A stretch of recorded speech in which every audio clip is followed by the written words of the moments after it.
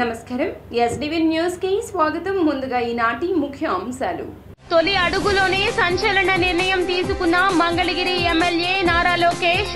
మంగళగిరి ప్రజల కోసం ప్రజా దర్బారు ఏర్పాటు. మంత్రిగా బాధ్యతలు చేపట్టిన కొలుసు పార్థసారథి సచివాలయంలోని 5వ బ్లాక్ లో గృహ నిర్మాణ శాఖ ఛాంబర్లో బాధ్యతలు స్వీకరించిన కొలుసు పార్థసారథి. నేనున్నా మనల్ని ఎవరూ ఏమీ చేయలేరన్న ఆంధ్రప్రదేశ్ మాజీ ముఖ్యమంత్రి జగన్మోహన్ రెడ్డి. వైఎస్ఆర్ కాంగ్రెస్ పార్టీ నేతలతో సమీక్ష. సీఎం చంద్రబాబు నాయుడుకు కృతజ్ఞతలు తెలియజేసిన జనసేన అధినేత మంత్రి పవన్ కళ్యాణ్. ఏపీ కేబినెట్ లో డిప్యూటీ సీఎం పదవితో పాటుగా పంచాయతీరాజ్ గ్రామీణాభివృద్ధి శాఖ మంత్రిత్వ శాఖలు కేటాయింపు.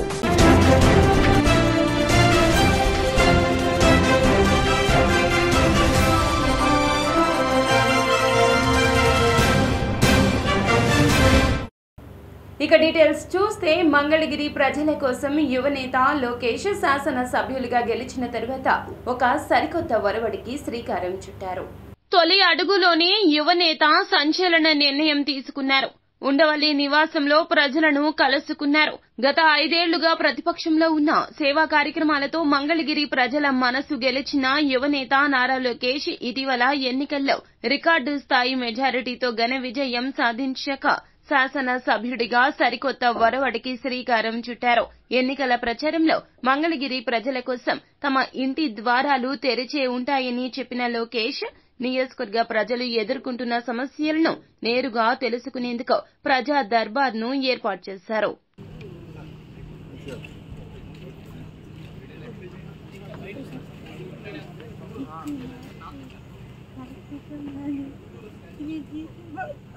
मैं बोलूँगा कि क्या करना मैं बोलूँगा आओ एक बार आपका पूरी डिटेल इस तरफ आई.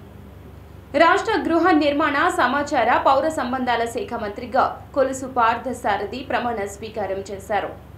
అమరావతి సచివాలయం 5వ బ్లాక్లోని గృహ నిర్మాణ శాఖ ఛాంబర్లో మంత్రిగా బాధ్యతలు చేపట్టారు.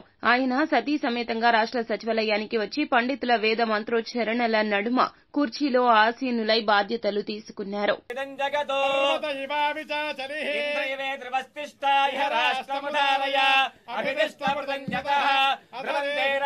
మరి ఈ శాఖ హౌసింగ్ శాఖ గురించి మీ అందరికీ తెలిసిందే. రాష్ట్రంలో పేదవాళ్లకి గూడు ఏర్పాటు చేయాలనే ఒక గొప్ప లక్ష్యంతో గృహ నిర్మాణాన్ని చేపట్టిన విషయం తెలిసిందే. ప్రభుత్వాలు మొత్తం 20,62,000 ఇల్లు శాంక్షన్ అయితే గత ప్రభుత్వ హయాంలో వాళ్ళు కేవలం 6.8 లక్షలు మాత్రమే పూర్తి చేయగలిగారు. మిగతా 13.8 లక్షలు పూర్తి చేయలేక బెనిఫిషరీస్కి లబ్ధి జరగకుండా మరి మిగిలిపోయిన విషయాన్ని మీ దృష్టికి తీసుకొస్తా ఉన్నాను.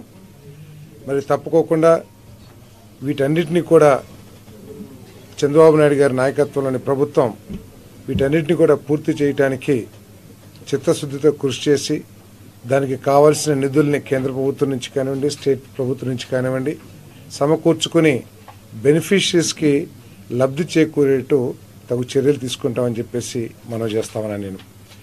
మరి ఈ కాలనీస్లో ఇన్ఫ్రాస్ట్రక్చర్ ఏర్పాటు చేయడానికి మరి జేజేఎం కానివ్వండి లేదా అమృత్ కేంద్ర ప్రభుత్వ స్కీమ్స్ ఏదైతే ఉన్నాయో అమృత్ స్కీమ్స్, ఆ స్కీమ్స్లో అర్బన్ గృహ నిర్మాణానికి అదేవిధంగా ఎన్ఆర్జీఎస్ కింద రూరల్ గృహ నిర్మాణానికి నిధులు తీసుకొచ్చుకునే అవకాశం ఉంది. కాబట్టి ఎక్కువగా పనిచేసి ఎక్కువగా అభివృద్ధి చేసి ఎక్కువగా నిధుల్ని రాబట్టడానికి కేంద్ర ప్రభుత్వం నుంచి మరి మేమంతా కూడా హౌసింగ్ డిపార్ట్మెంటు నేనున్నా మిమ్మల్ని ఎవరూ ఏమీ చేయలేరని ఏపీ మాజీ సీఎం జగన్మోహన్ రెడ్డి పార్టీ శ్రేణులతో వెల్లడించారు. జగన్ లోక్సభ, రాజ్యసభ ఎంపీలతో మాట్లాడుతూ పార్లమెంట్లో వైఎస్ఆర్ కాంగ్రెస్ కు బలం ఎక్కువగానే ఉందని, నలుగురు లోక్సభలో 14 మంది రాజ్యసభలో ఉన్నారన్నారు. ఎట్టి పరిస్థితుల్లో నేతల్లో ధైర్యం సన్నగిల్లకూడదని, పోరాట పటిమ తగ్గకూడదన్నారు.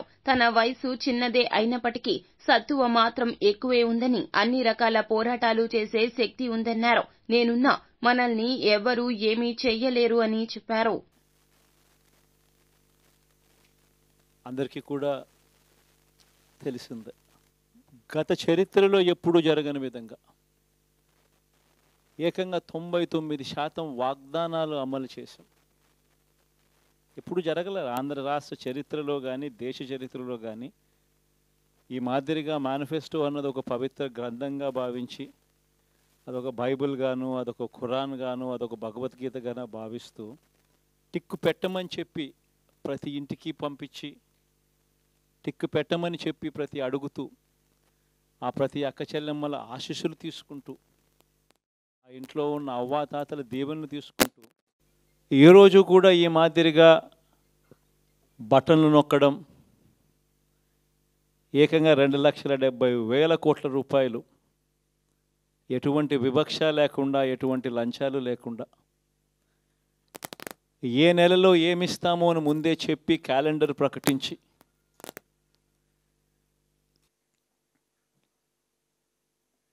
ఏకంగా 14 నెలలు పాదయాత్రలు చేశాం. ఆ వయసు ఈ రోజుటికి నాకుంది. ఆ సత్తువ ఈ రోజుటికి నాకుంది. కాబట్టి మీరు మాత్రం ప్రతి ఒక్కరూ గుర్తుపెట్టుకోండి, ఆ టైం వచ్చేదాకా మీ పాత్ర చాలా కీలకం. టీడీపీ అధినేత ఏపీ సీఎం నారా చంద్రబాబు నాయుడుకు హృదయపూర్వక కృతజ్ఞతలు తెలియజేశారు జనసేన అధినేత మంత్రి పవన్ కళ్యాణ్. ఇతర మంత్రివర్గ సహచరులతో కలిసి సీఎం చంద్రబాబు కేబినెట్ లో పనిచేసే అవకాశం దక్కడం గౌరవంగా భావిస్తున్నాను.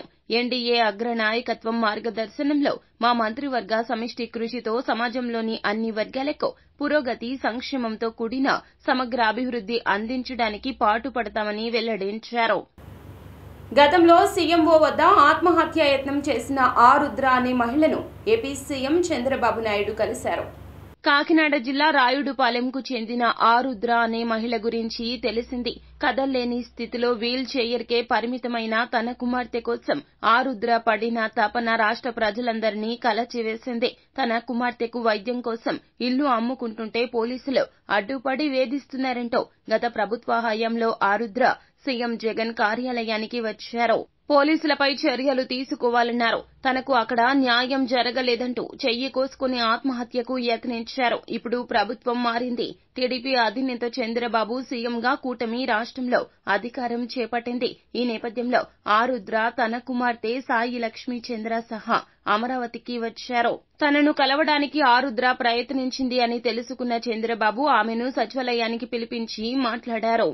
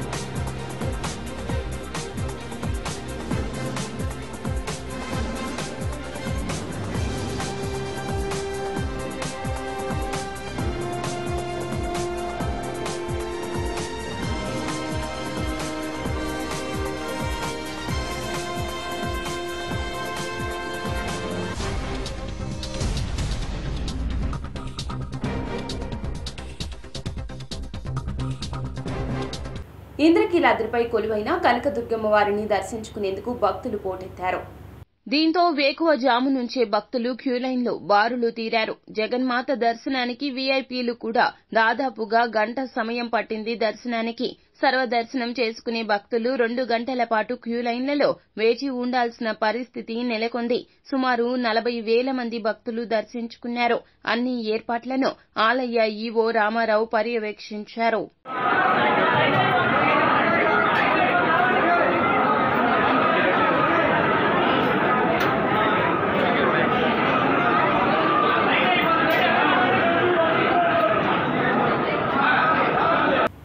రెండున్నర ఏళ్లలో అమరావతిని పూర్తి చేస్తామని మంత్రి నారాయణ వెల్లడించారు.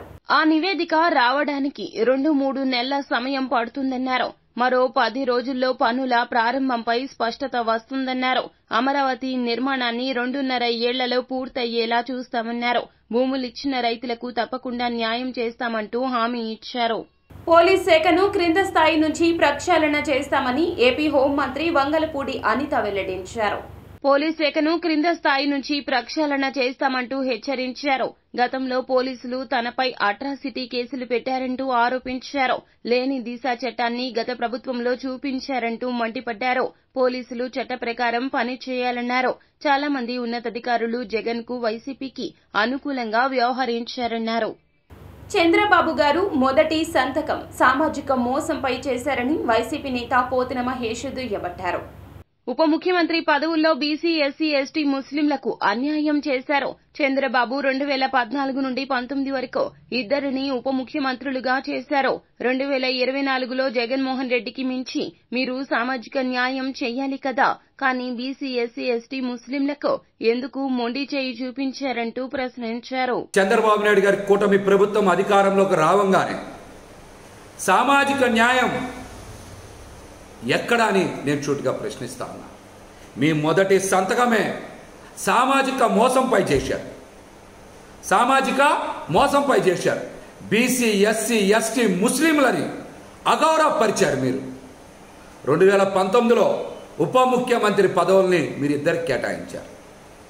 ఒకటి నిమ్మకాయల చినరాజప్ప గారు కాపు సామాజిక వర్గం, కె కృష్ణమూర్తి గారు బీసీ గౌడ సామాజిక వర్గానికి ఇచ్చారు.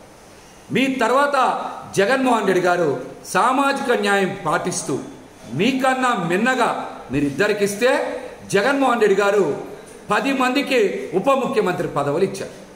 ఆయన 5 ఏళ్ల పాలనలో బీసీ, ఎస్సీ, ఎస్టీ, ముస్లిం, కాపు వర్గాలకి ఉప ముఖ్యమంత్రి పదవులు ఇచ్చి ఆ సామాజిక వర్గాల ఆత్మ గౌరవాన్ని పెంచారు. సామాజిక న్యాయం చేశారు. సోషల్ ఇంజనీరింగ్లో ఆయన విప్లవాత్మకమైనటువంటి మార్పులు తెచ్చేటువంటి ప్రయత్నం చేశారు. మీరు అంతకన్నా మిన్నగా చేయాలి.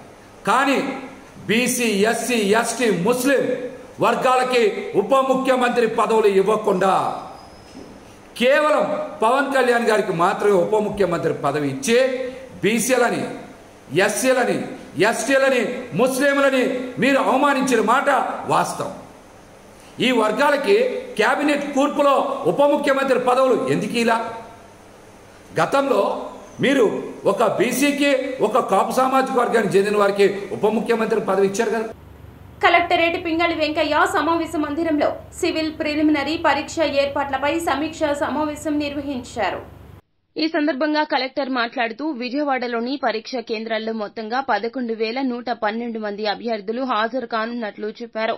ఆ రోజు ఉదయం 9:30 నుంచి ఉదయం 11:30 వరకు పేపర్ 1, మధ్యాహ్నం 2:30 నుండి సాయంత్రం 4:30 వరకు పేపర్ 2 పరీక్ష ఉంటుందన్నారు. 25 మంది సూపర్వైజర్లు, 25 మంది రూట్ అధికారులను నియమించినట్లు వెల్లడించారు. వార్తలు ముగించే ముందు ముఖ్య అంశాలు మరోసారి. తొలి అడుగులోనే సంచలన నిర్ణయం తీసుకున్న మంగళగిరి ఎమ్మెల్యే నారా లోకేష్. మంగళగిరి ప్రజల కోసం ప్రజా దర్బారు ఏర్పాటు. మంత్రిగా బాధ్యతలు చేపట్టిన కొలుసు పార్థసారథి సచివాలయంలోని 5వ బ్లాక్ లో గృహ నిర్మాణ శాఖ ఛాంబర్లో బాధ్యతలు స్వీకరించిన కొలుసు పార్థసారథి. నేనున్నా మనల్ని ఎవరూ ఏమీ చేయలేరన్న ఆంధ్రప్రదేశ్ మాజీ ముఖ్యమంత్రి జగన్మోహన్ రెడ్డి. వైఎస్ఆర్ కాంగ్రెస్ పార్టీ నేతలతో సమీక్ష. సీఎం చంద్రబాబు నాయుడుకు కృతజ్ఞతలు తెలియజేసిన జనసేన అధినేత మంత్రి పవన్ కళ్యాణ్. ఏపీ కేబినెట్ లో డిప్యూటీ సీఎం పదవితో పాటుగా పంచాయతీరాజ్ గ్రామీణాభివృద్ధి శాఖ మంత్రిత్వ శాఖలు కేటాయింపు. ఎస్డీవీ న్యూస్ సమాప్తం. నమస్కారం.